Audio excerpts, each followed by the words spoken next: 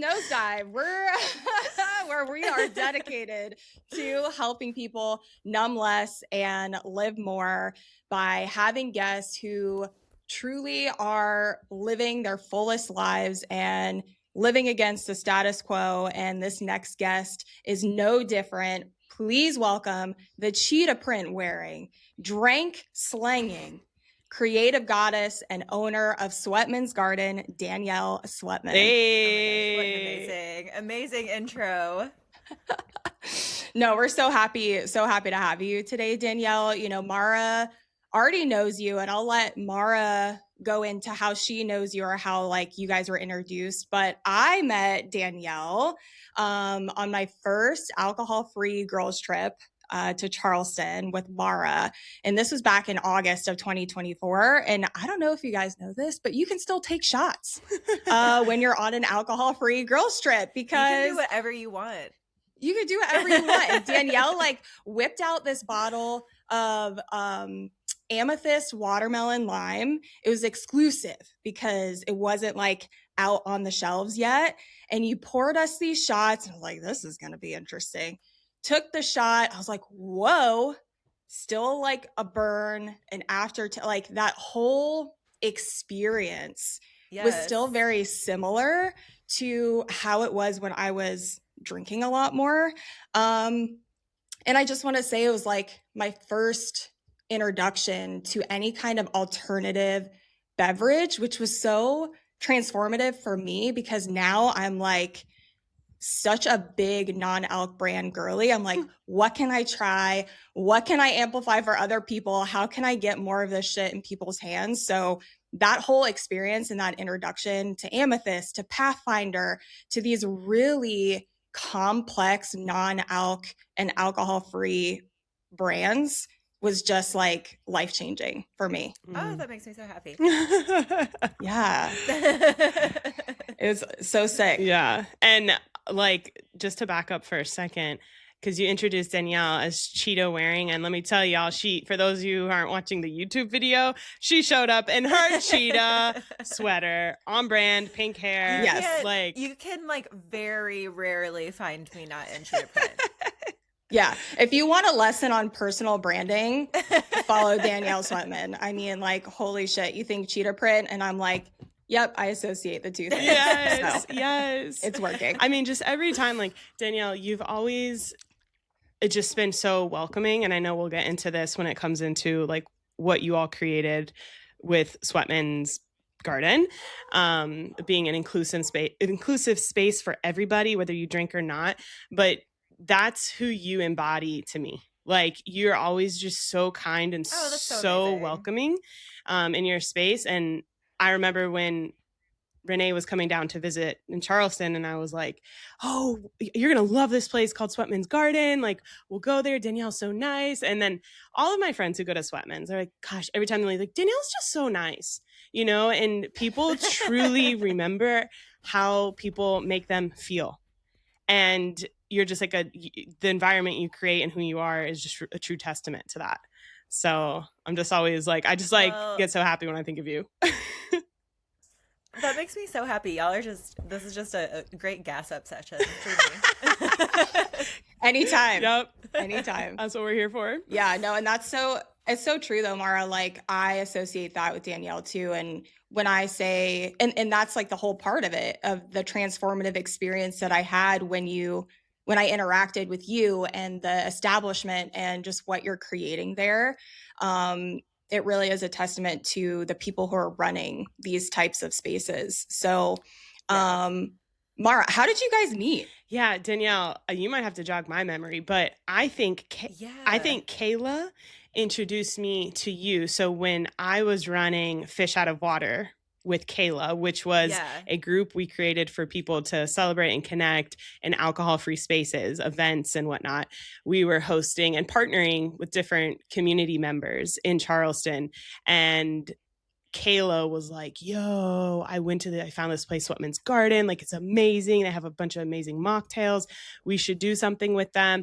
And we hosted open mic nights. We did a mocktail making class. Like, you guys were just like, let's do it. and yeah, it just like really opened my eyes to a lot of different ways.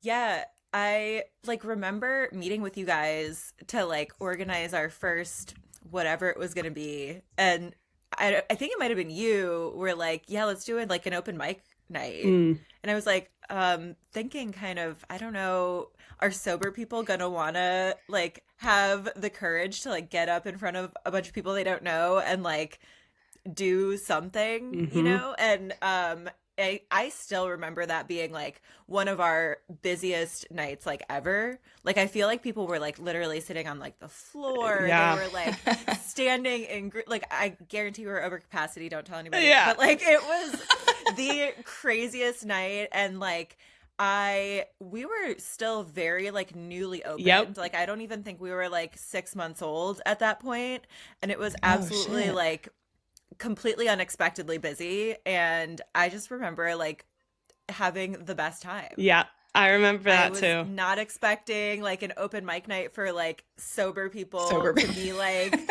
a huge hit, but it was like totally a huge hit. Yeah, it really was. It was a wild turnout. We weren't expecting that either. But I think again, like it wasn't just for people who were sober, because that's the whole point of your bar. You know, there were people there with alcoholic beverages, and there were people there who weren't. And that's what's cool. It's like, whatever the fuck you want to do, we don't really care. But if you want to feel comfortable in a space where you know there's options for you, this is the place to be. So yeah. Yeah, Yeah, 1,000%. crazy. That was Very fun. crazy. Yeah. So Danielle, tell the people a little bit maybe about you and your story, just on a personal note, and then if you can go into how the mechanics behind creating Sweatman's Garden and how this concept sort of came to be. Yeah, sure. So I guess for me, it kind of goes back, like I've been working in food and beverage like my whole life. So I feel like that for me has been a very, like you said, like I'm so nice, whatever. That's very much rooted in me working in food and bev for my whole life, because you learn so many interpersonal skills doing that every day. And I've always kind of had just like a big passion for having like really great service and like making really great connections with people. Where I used to work, I worked there for like almost a decade, and I had like so many regulars that would like, we would like, you know, talk about whatever like deep things were happening in their life, like while they were ordering their pasta or whatever. And like You're they their would get me, like, therapist. like get me like Christmas presents, and you know, like it was just these really amazing, really close friendships with people that I just met through working and like serving them food and drinks. So that's like kind of always been something that I think is really cool about what I get to do, because I have all these like amazing friendships with people that I otherwise never would have known. So kind of that in mind, food and bev is definitely a very drinking focused business, I would say. And definitely used to be a big drinker myself. When I met my husband, he is a now recovered alcoholic, but we kind of got sober together. I actually initially didn't even like consider that maybe I had a weird relationship with alcohol. But he, you know, was going to stop drinking. And of course I was like, I'm not going to be that person that keeps drinking in front of somebody that is like newly sober. So I, in solidarity, kind of stopped drinking too. And after I did that, I kind of noticed like, oh, wow, I think I maybe should not have been drinking as much as I was drinking, and definitely was having negative impacts on my life too.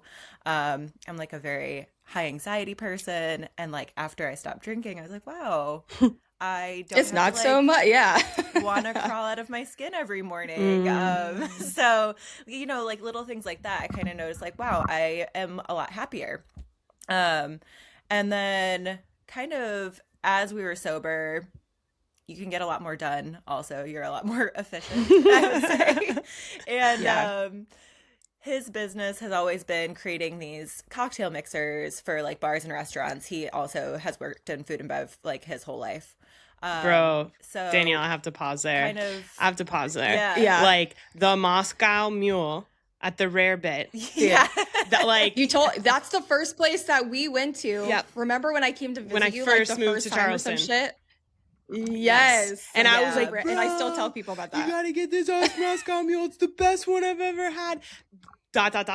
Years later, I come to find out that's your fucking husband, and now y'all got that shit on tap. There's the soda. And I'm like, that's what I want, just the soda. Anyway.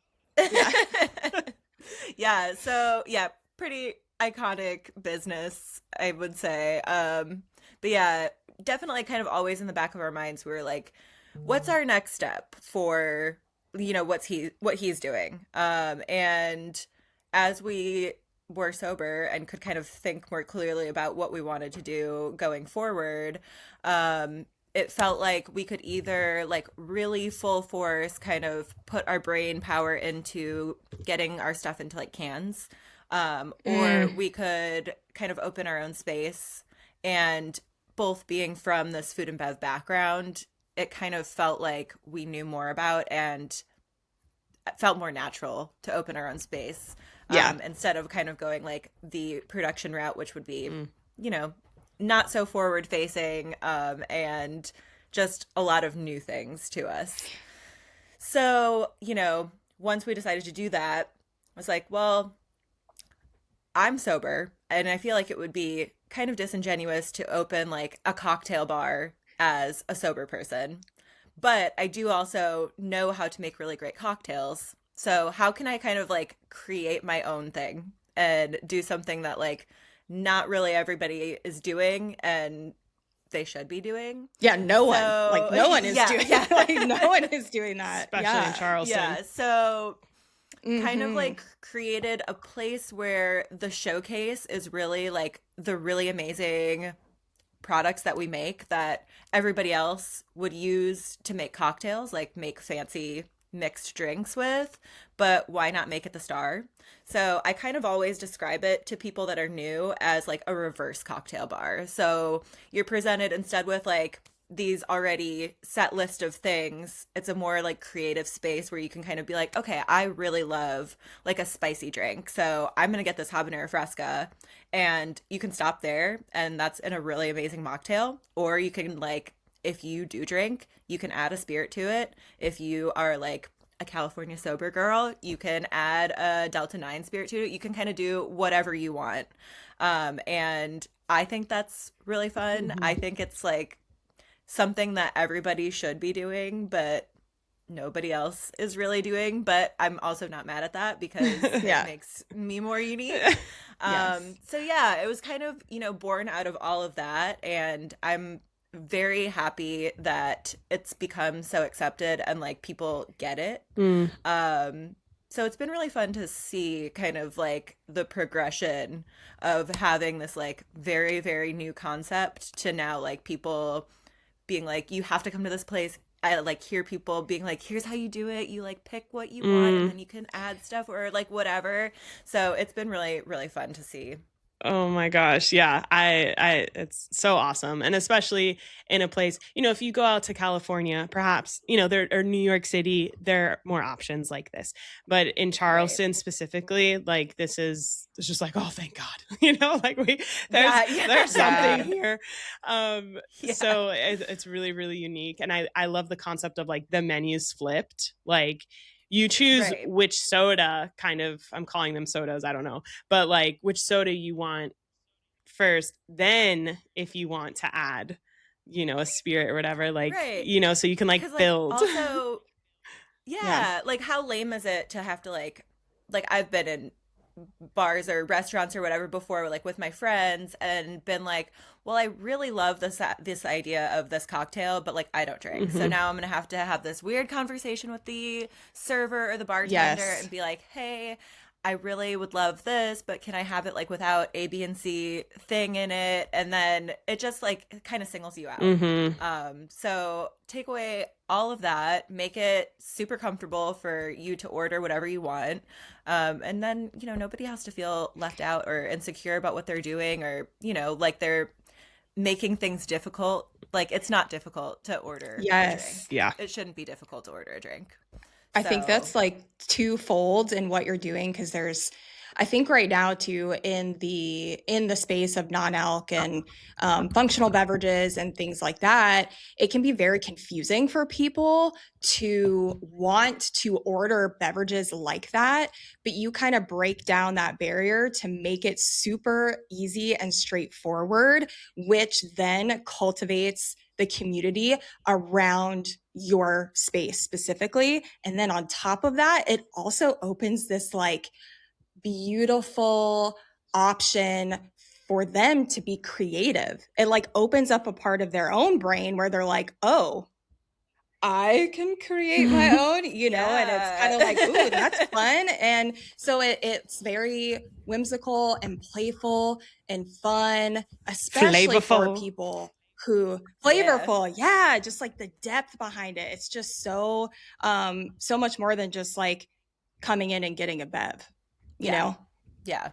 And like kind of the other coolest thing about having an inclusive drinking space is that I found it kind of has bled into like everything, and just become like a really safe space for like all kinds of communities. Yep. Yes. And like I just have really enjoyed being that safe space for people, especially like right now when the world is so terrible and scary and just feels so heavy.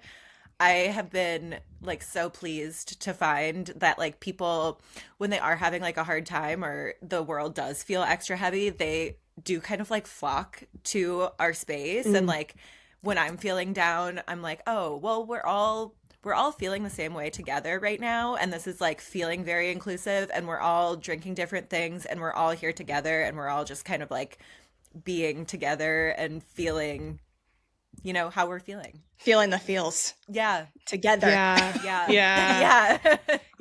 I was thinking that earlier when you were talking about when we did the open mic night and you were still fairly new open, and just like how ever since kind of that time period, y'all have just taken off with so many events, and seemingly it's been really successful and really cool to see. I'm always like, what do they got going on now? What do they got, you know, like, what are they doing? Like, that looks fun. So it's just really cool because I don't feel like a lot of bars, restaurants, places can actually do that successfully. And again, I think it's because it is a safe space. Yeah. Well, I started thinking like, okay, nobody else is doing this like weird drink concept. What other like weird stuff can I get away with? Yes. So it kind of like started with like, okay, like an open mic night. And then like I started doing like these full moon parties, and I was like, you know what? Let's get these like witchy girls in here. Like I love like tarot readings, and like I love to, you know, get my astrology chart done for me and stuff. So kind of just started like with that, and now it's like this full blown like weird little market with like Reiki healing and like tarot cards and like we love that shit. We love that shit. And, like, we love that permanent jewelry and like sometimes aura photography, like all this fun stuff. So it like kind of grew from like, okay, I want to do this like weird thing. What would I like to go do on like a Thursday night, you know? And then kind of like all of my events have come from that. Like I was like, you know, I used to love going to like drag queen bingo at like Voodoo back in the day. So I like went back and found old flyers and like found the same drag queen and was like, hey, I used to love this. Can we do drag queen bingo here? Wow. And she was like, yes, absolutely. So now we started doing like drag queen bingo every quarter. So fun. And like I you know, had some burlesque girls reach out to me and be like, hey, would you want to do like burlesque shows? I was like, absolutely. Yes. And do that. So like now we do like monthly burlesque shows. Then I also kind of noticed that we became sort of like an accidental like queer bar. So we get a lot of queer ladies, and I started doing like these like every other month like little sapphic mixers, because like nobody else is really doing like events for the queer ladies in town. So like just anytime I'm like, ooh, I kind of feel like this would be fun for like the people that come in here, or it's something that I think would be fun to go to, and I see that nobody else is doing this thing. I just like try it and see if it sticks. And it almost always does. And we were there. We were there, and I'm so for jealous. the Clit magazine release too, and that was an epic turnout. And so you have the surfing community in there too, surfing skate community, like so fun. Everything. It's like all things weird and odd and fun and creative. It's just such a refreshing breath of fresh air that people need to be able to commune in a space that's not home or work. These concepts of third spaces, and just building these relationships and friendships with people. And you guys, if you haven't been here, let me just paint the picture. Okay. When you walk in, it is like full of greenery and oddities and just like whimsical, cool fucking stuff everywhere. It's just like such an experience of the ambiance of, it's just like sick lighting, and all of your glassware and barware is so cool and funky. It's just like such an extension of you and what's going on in your mind, like on the outside, which I think is such a cool thing to be able to experience, because it's all coming from you, really. Danielle, what is your, do you know your astrology signs? Like your sun, moon, the big three? Rising? Yeah. She's like, let's hear it. Let's hear the big three. I like kind of always, my answer when people are like, oh, like who designed this space? I'm always like, well, it was me, and then they're like, well, what is this? Like, what is this called? And I'm always like, I have no idea. It's just the Danielle Sweatman? Yeah, I'm a Gemini. That's literally always my answer. I'm always like, I'm a Gemini. Okay. So I'm a Gemini is my sun sign, and then I'm a Leo moon, and I'm a Sagittarius rising. Okay. And fun. I feel like being a Gemini is like just, I am such a Gemini. And tell us about Geminis. Like all my creativity comes. Well, okay, Geminis have such a bad rap. Everybody they do kind of have a bad rap, don't of they? Like it's a Gemini hater. Yes, right. And that is undue, because I think what we are doing in our brains is like we are just so forward thinking. Like we're thinking a mile a minute. We can do anything. And I think we're just like so far past what we're currently like thinking about or doing that people see it as two-faced, but we're really just like, we're progressing that fast. Like we changed our mind already. So I think we changed our mind. That's a big part of it.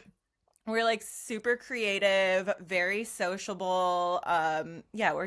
We can be anything. Yeah. You never know. You're a perfect representation then of Gemini, because I ain't got no, like, I would love to be around you more. So sounds like a good maybe time. It's the Sagittarius rising too. Yeah, because I'm a Sagittarius. You're Sagittarius sun. So Sagittarius sun, Taurus moon, and Sagittarius rising. Oh yeah, you got a lot of Sagittarius sun. Well, Sagittarius is actually Gemini's like star sister, like your exact opposite of us. Yeah, so we're like we're you either yes, you click or you bash heads, right? Or you yeah. Yeah. Oh, that's so cool. What about you, Mara? Your turn. Libra sun, Capricorn moon, and Aries rising. So Aries and Libra are exact opposites too. So I feel like, well, and Libra is another one of my like air sign sisters. Yeah. And then the Aries and Gemini always gets along like super, super well. And then Aries and Sagittarius are all like fire. All fire signs. Yeah. All fire. We all make sense. Fired up. We all make sense. The stars know what's up. Oh my gosh. Yes. So funny. Anyway. That is so funny. Amazing. No, and I continue, like, I just love what you're doing there. I mean, I get so jealous and FOMO a lot of the times, because man, I want something like that in the vicinity of where I'm living, because I would love to be able to participate more in things like that. But I have a question. And what else go ahead, Mara. I was gonna say, Danielle, what, like, this might sound really ignorant, but I'm in my own bubble, so I'm like, yeah, when I go in there, like, of course I order like an on tap soda, but like, are people actually going there and getting mocktails? Oh yeah. Like what is it? That's a good question. Yeah, I actually like all the time think about how cool it is that we do sell so many non-alcoholic drinks. And like people, other like bar owners and stuff will ask me all the time, like I know you do like a lot of mocktails, but like surely like the cocktails are what you like sell the most of. But like honestly, not really. Wow. Like we sell a ton of mocktails and like I'll even notice just because like there is such great options to kind of like I don't know, sort of like pace yourself almost. Yeah. Like I'll notice even people that like might start with like an alcoholic drink will then like switch to just having like a soda, or like they'll switch and have a mocktail or you know, like I've noticed that a lot. I also notice a lot of people like in big groups like we'll have like book clubs and stuff all the time that like come and meet there, and I'll notice like maybe a couple of them drink, but like maybe a lot of them are not drinking, and I'm kind of like, oh, I feel like probably the people that aren't drinking were like, hey, let's go to this place because you guys can get a great cocktail, but like I can get a great mocktail. Yes. So I notice a lot of like mixed groups, which I love, because another big reason I kind of wanted to open a place that had options for literally everybody was because I do feel like when I became sober, I lost a lot of friends. And not because like they're bad people or, you know, anything happened, but it's just different lifestyles, you know, different lifestyle. It's weird to ask me to go hang out with you at a bar. And like, I get that. So that's been really cool to me because I love the idea that like maybe I'm helping somebody stay connected with like their friends that still drink when they don't drink anymore. And I do sell a lot of the like D9 like cannabis cocktails too. So many of those. Interesting. Which I love.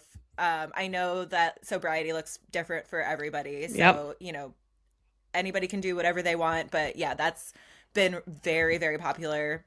And I also noticed that in January, which is typically everybody's like slow time, like painfully slow time, we get the busiest we get all year. Wow. So, dry January, like, baby. Yeah, I've had like other bar or restaurant owners like come in for like dinner or a drink or something and like look around and be like, what are you doing differently? That is so sick.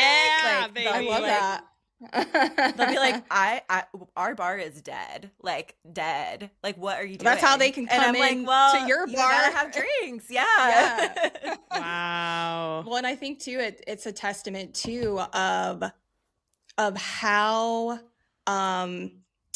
not how serious, but like how complex and how much that you care about the offerings that you have for people. Because like I know some other bars, they'll just throw like 1 to 2 non-alc beers on there and they're like, oh, why isn't it selling? Why isn't it doing so well? And you've got to put a little more thought and a little more heart behind it in your choices. Because if you're just throwing on there willy-nilly, people can see through that.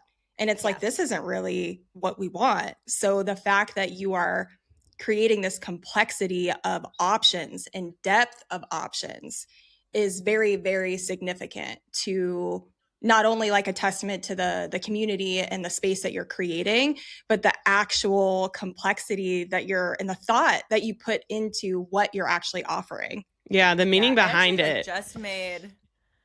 Yeah, it's important. And like, it also is like kind of, it's almost like offensive to me, like when places don't have like any options is like very offensive to me. Yeah. But then like, even like when like I'll see specifically like for Dry January, and I just made a post about this because it kind of like annoyed me this year. Yeah. I saw like all these places, I saw a lot of places like posting what they thought were like funny videos or whatever, where they're like, you know, don't do Dry January or like, you know, whatever, which I was like, okay, that's ignorant. And then I also saw, you know, all these places being like, look, we brought in like a Delta 9 seltzer and a non-alcoholic beer for the month. For the or, month. Like, bare minimum. Like bare minimum. Here's our one mocktail that we're adding for the month. And I was like, this is honestly, offensive that you embarrassing. think that this is like appropriate, and also Yeah. that like you think we should just be doing this for 1 month. Like that's not how you're gonna get people to like come hang out at your place. Right. Yes. Oh boy. It's just not. I find this so fucking fascinating because it's just so interesting to see us like going through this transition and how clunky and weird it is. You know, people are like, oh, like, because obviously as bar owners and anyone in the alc industry, you know that things are changing. You know, the people are wanting more, you know, different options. And people can still drink and also want, like you said, to have the non-alc in between the drinks and stuff like that. And it's like, it's cool because you have taken that information as well as your own personal experience and created what the community needs. And then there are people who are still like stuck in the, oh, well, okay, they want accommodation. Okay. You know, they feel, they feel threatened to their, you're popping off. And I'm like, she's passionate. She's passionate. Like, I don't think the camera can pick that up, but I definitely saw that. But like, like these bars and alc brands and stuff feel threatened because obviously there's money here and it's people's livelihoods and stuff, but we have to evolve. And there's options. People just want fucking community and a place of belonging and something tasty to fucking drink. It's not that fucking hard. I didn't think, you know, have some cool drinks, be fucking open, and don't be weird when someone says they don't want alcohol, and like, cool, you're still gonna have fucking customers. Like, I don't know. I'm just like, I don't understand. Yeah. And I think like also like, okay, bring on, if you just have like a couple options, bring on those couple options, but don't only celebrate them for once a month. Dry January. Yeah.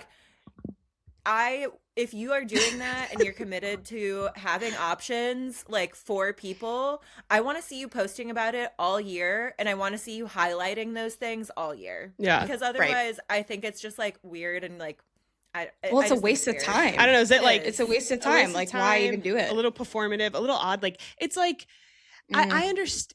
I'm kind of like go big or go home, because it's kind of like a restaurant. When you go to a restaurant, there's some type of option, food dishes for someone who is vegetarian or just doesn't eat meat or has a gluten intolerance. You have options. It's not a big fucking deal.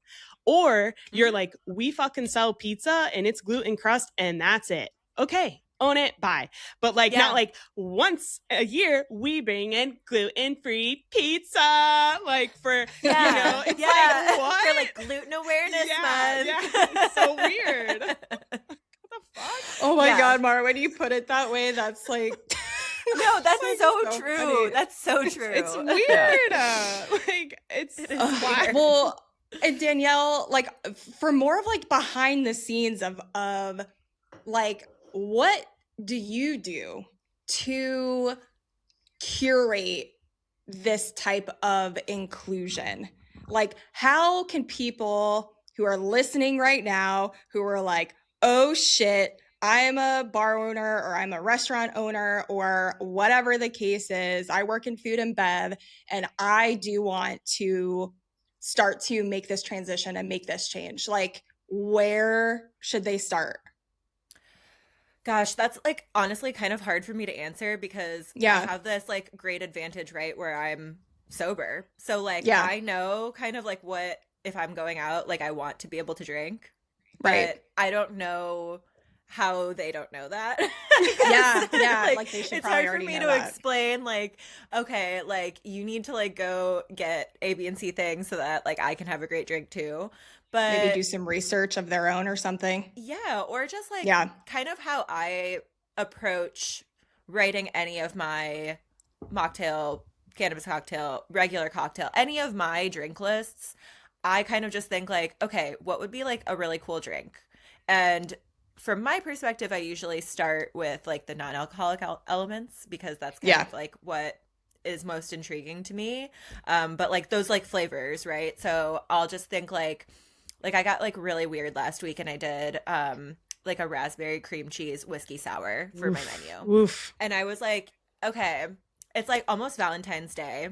I want to have like a cute pink drink, and I want it to feel like really like just like full on Decadent Valentine's Day feel. Yeah. So I was like, okay, like I love cream cheese frosting. So like what can I do with that? And then I was like, ooh, put it with a fruit, duh. I was like, let's do raspberry. And then I was like, okay, I could like totally make that into a syrup of some sort, and that would be really cute. And then I was like, okay, if I wanted this to be like a cocktail, what spirits would I put with it? And like I was like, okay, maybe bourbon would be kind of fun, because like that feels like a little bit more like cozy and kind of in those like vanilla-y notes. And then like we can't do all sweet, right? So we got to like lighten it up a little. So I was like, okay, whiskey sour, done. So like I kind of like think of it that way, where I'm like, what do I want to drink tonight, or what do I want to drink right now? Cool. And then from there I'm like, okay, do I want this to be like a cocktail? Do I want this to be a cannabis cocktail? Do I want this to be just a mocktail? And I kind of like build my idea out from that. But you reverse engineer your own cocktails, like how you do at the bar. That's so fucking sick. Cool. So I kind of feel like anybody could do that, but they just have to like think like, okay, in that way, like, what might I want to drink? Okay, if I was making this not a cocktail and I was making this a mocktail for somebody, how do I do that? I think that's like a great place to start. Dang, that's so cool. It's such an like, art. Honestly, it's just fun. Yeah. It's just kind of like a fun creative outlet. How often are you that's a great place to start. Coming up with new recipes? Way too much. Like my bartenders probably hate me because I literally sometimes will change my cocktail list like a couple times in a week. Like I try not to. I try to be good and like keep the same. You're like, I can't help it. I just like you're the Gemini. You're the Gemini. Yes, you're thinking like 2 weeks already in advance. I'm already there. Week. Yeah, we're already in summer in my brain. Like I'm ready for all kinds of summery drinks. Oh my god. But yeah, like I'm like always thinking of like something new that I want to do and new flavors, or like maybe I'm like, okay, I want to revisit like a cocktail I did 4 months ago and bring that back. But yeah, I change it like way too often. That's so funny. I just love it because we reap the benefits from your creative endeavors. Maybe not your bartenders. Yeah, well, I'm happy about it. Maybe not your bartenders. I just think but... like, you know, if you're coming back to my business and you are, sometimes I have people come back like multiple times a week. I want you to have something like fun and fresh to drink every time you're there. Yeah. Like I never want you to feel bored. My mindset is like, I just like always want to have something like new and fun, and, you know, just try new flavor combinations, try new whatever, and just see what people like, what people don't like, what gets ordered a lot, what doesn't, and just kind of always keep it fun and fresh. I also love like what you've done with your social media, like with your reels. With I forget who's your main bartender. Taylor. Yeah, y'all. It's just so fucking funny, and it's amazing.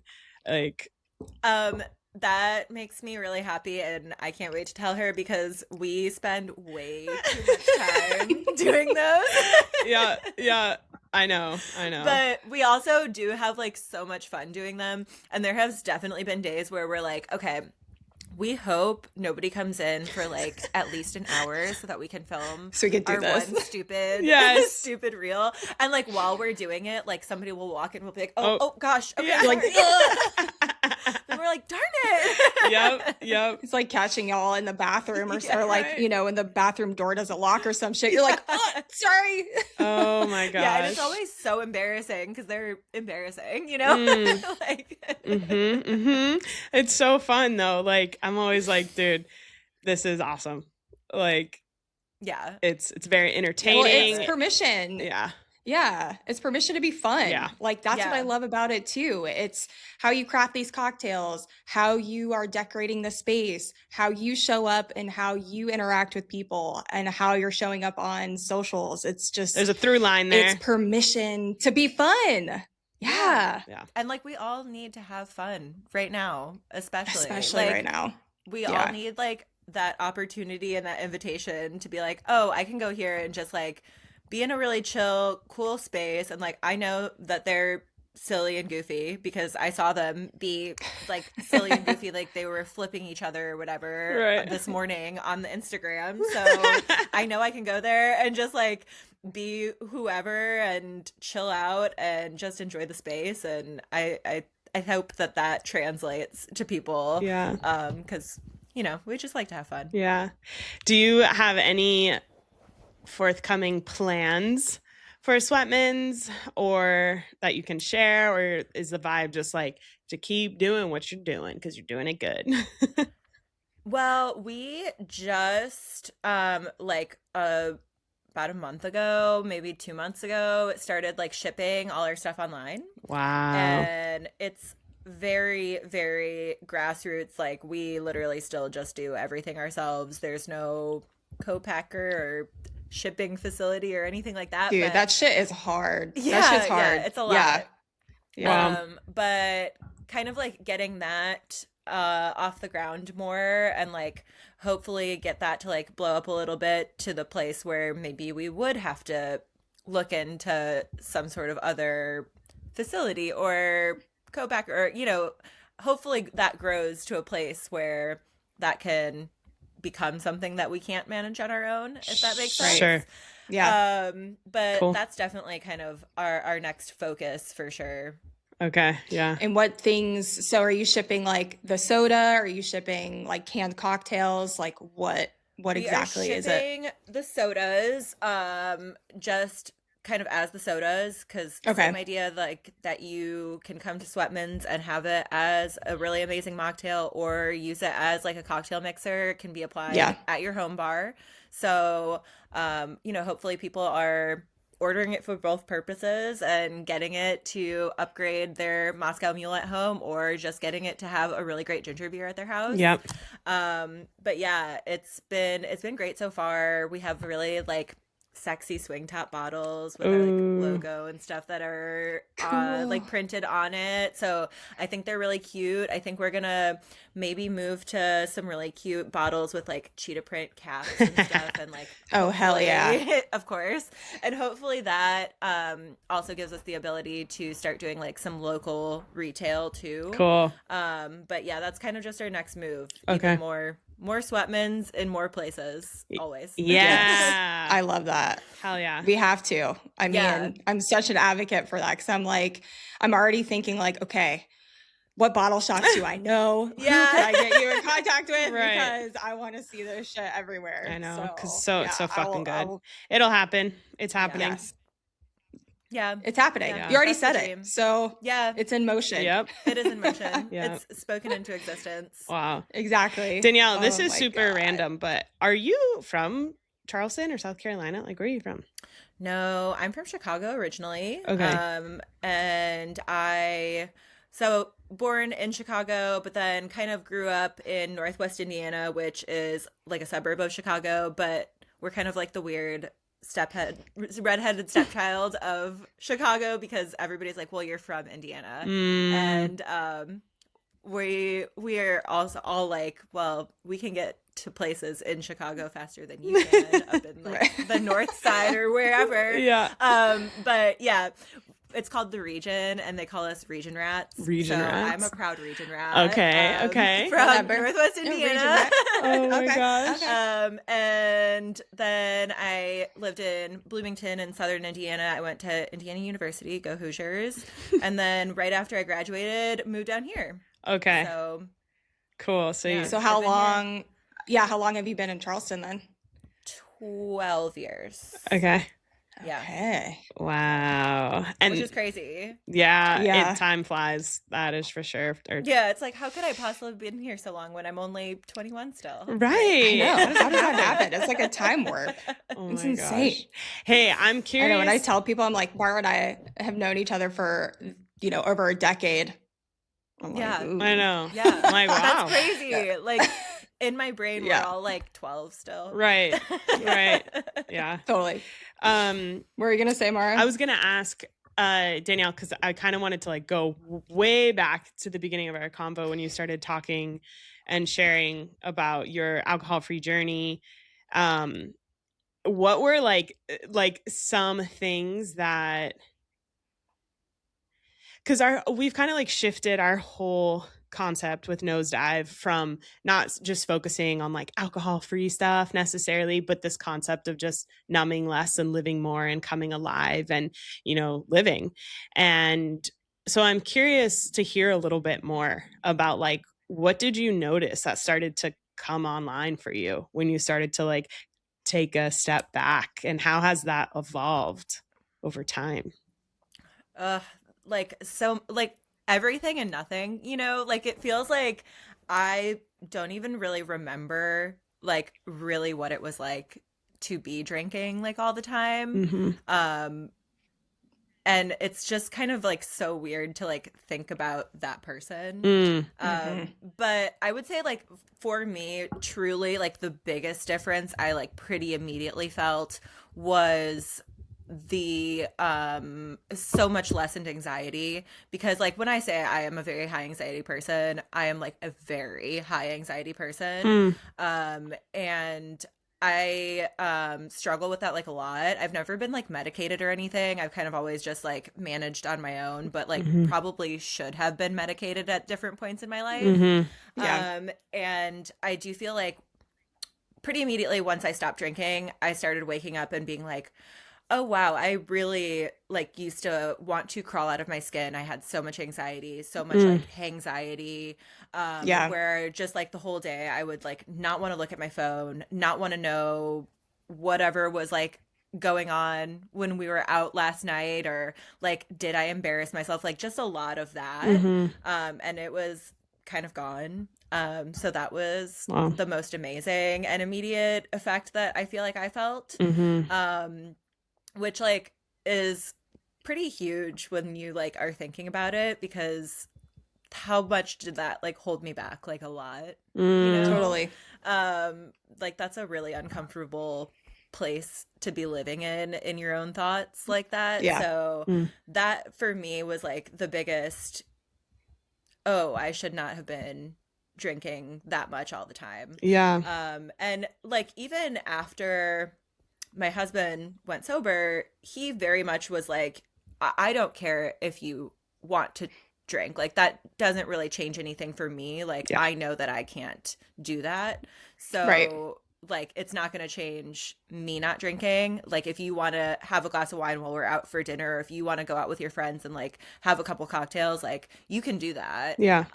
But like after seeing how different that was for me just with the anxiety of it, I was like, I'm actually like not interested. Because like I feel a lot better myself.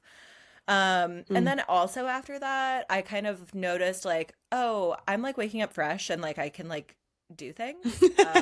And I started like full force going to these like boxing classes and like working out a lot more.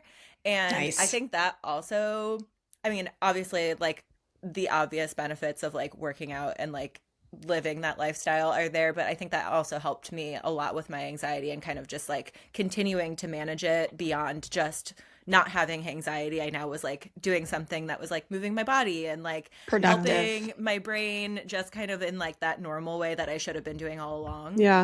So I would say like those were like the biggest things for me. Yeah, like crazy. Like, oh, I'm hydrated and like moving my like body, I actually and, feel like, pretty good. Vitality. I'm actually like vitality, energized enough to even, that's like the biggest part too, is just getting to the gym, like waking up to go. That's I feel one of the hardest parts. So waking up feeling that good to be able to get out of bed to then go. Well, y'all, I'm like, I mean, it's incredible. I mean, I'm just mad confused almost, because like I'm not drinking alcohol and I wake up and I'm like, all right, so you want to do that workout? Yeah, like, okay, I cannot even imagine how I would be if I had alcohol in my system. I'm like, I know. On top of it. Yeah. like That's why I never did it. it's already hard. It's Yeah. already hard. It's already hard. Yeah. So it's hard. Yeah. It's hard to remember. What was your personality or your party trick when you were drinking? Like, who was the like? God. What was your personality? As like tipsy or drunk? I just Danielle? feel like I was like still myself, but just like probably more obnoxious. Yeah. Like like not so much like fun, but like annoying. Yeah. I would imagine. And like I know I would not have wanted to hang out with myself. I would have been like, stop. You know? Yeah. Like it's time to go home. But yeah, I also like was just like very much maybe a bad influence, but like there was like certain people I would hang out with, and like we both would just be like, should we do one more? You know? Yeah. Like, Yeah. And like I was never gonna be like the one to be like, oh no, Mhm. I'm good. Mhm. Like You I've go had all, enough, go you all know? night. You Like, go all out. I was Yeah. never saying no Right. to another one. Yep. Yeah. Well, it's a lot easier once you're already kind of drunk. You're like, Yeah. yeah, you know, why not? Yeah. We're already here. So Right. Yeah. fucking full send into it. Oh my gosh. I know it is kind of like nostalgic in like a silly way to think about those times, Yeah. because I agree. I probably was obviously the same, but just like more obnoxious. I was literally thinking that as you were saying that. I was like, dude. And I would get like I was just, I think, deeply agitated and about certain things in my life. And when I drank, like that aggression would come out. And I was like, oh my God, like, dude, do something Yeah. with that. Figure that out. Like- I think like the flip side of like being a Gemini is like you kind of can have any personality, right? And so like Mhm. I would get like really heated about stuff. Mhm. Like I already am kind of like a little bit of like a grudge holder. Like if you wrong me, like I will never forgive you. But like No. imagine like No, that but- when I'm imagine that when like I'm drunk and like also now I'm gonna be really obnoxious about it. Mhm. You And I'm know? going to tell you. Yeah. I'm going to Yeah. tell you that I'm holding a grudge. Yes. So I Yes. hope you know. And also Yeah. like I can be like very cutting and like, oh, I have no filter because I'm drunk and I'm gonna be really mean and say That's probably the meanest thing you've Sagittarius ever heard part. to you. Yeah. Nate's like, I Yeah, know dude. that. You're like, yeah, the mean, aggressive kind of cut you to your core, Oh your my soul gosh. type of thing. That's so funny. Yeah, like, oh, you just like bumped my drink and now I'm gonna like read you to filth Bro. because of it. Like I yeah. used to That just reminded me of one story where like I think got Richard in a fight because someone bumped me. We were like walking down from the treehouse. Mara, do you remember the treehouse Yes. bar in Savannah? yes. Yeah, I was walking down the stairs and I'm sure she was just trying to get by. I think I remember you know, this. because there's so many people. Do you remember me Yes. telling you about this? Yes. And she nudged me and I was like, bitch, you know, I was like, what the fuck? You know, Oh oh my my God, dude, I swear to God. God. I almost took her outside and she was probably just like, What the I'm fuck? just trying to get by. Yeah. Yeah. Dude. Damn, Nate. So Yikes. stupid. Oh my gosh, Nice. right. Oh my gosh. Danielle, what about like outside of business stuff? Because we've talked so much about Sweatmans and how like awesome that is. Yeah. Like, what about personal life, Danielle? Like what do you like to do? I mean, like what's your fucking favorite color besides cheetah print? Like what trip do you want to go on? I don't know. Tell me something cool. Yeah, I mean, I wish that I had more of a personal life, honestly. I feel like I work a lot. I actually specifically lately have been struggling with like a lot of burnout because Mhm. I just feel like I have been working nonstop and it feels like there's like no end in sight because December was like so jam-packed. I had something going on every single night between like people's holiday parties or like events that like I already was doing or, you know, like different whatever pop-ups and whatever was going on. There was something literally every single night that we were open in December. And then January I knew was going to be busy because of dry January, kind of my time to shine. So Yeah. I have kind of been struggling with feeling really burnt out already. And I think people see our opening schedule and think like, oh, they're only open 4 nights a week. They must have like so much time off, like must be nice. But we spend like all that time making the, we call them sodas. They're really like all fresh juice, all real ingredients. Like we are doing all of that ourselves, like by hand, making all the syrups, juicing all the juice. Like I make all of my stupid like glittery dehydrated fruit garnishes. Like we do all of that, and we do it all on the days that we're not open. Right. So it's like a lot of prep and a lot of doing that, and then adding the shipping on has like really just like upped the ante. So I'm like hoping that maybe we can like take a weekend off or something soon. We have like the most amazing team right now. So I do feel like I can leave if I have to or want to. Yes. That's really good. It's hard to let go too and be like, okay. Oh yeah. So hopefully we can get away for like a little weekend trip. Doesn't really matter where. I'm like anywhere. Just get me out of here fine. a little bit. Yeah. Just like a weekend away would be awesome. Where would be your first pick? I know. I was gonna say that too. Are you like a beach girly? Or are you like a mountain girly? Usually I would say I'm more of a mountain girly, but it's like so cold right now that I'm like, I don't know if that would be maybe too cold. Great. So like maybe I'm a beach girly right now. Right.